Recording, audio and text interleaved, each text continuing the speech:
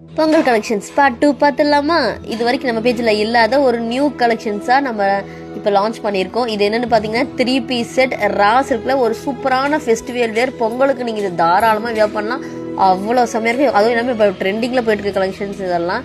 மற்ற பேஜில் 1800, 900, 500 வரைக்கும் சேல் பண்ணிட்டு இருக்காங்க. நம்ம பேஜில் ரொம்ப பட்ஜெட் ஃப்ரெண்ட்லியாக ஜஸ்ட் 1099, அதுவும் ஃப்ரீ ஷிப்பிங்கில் கொடுக்க போகிறோம்.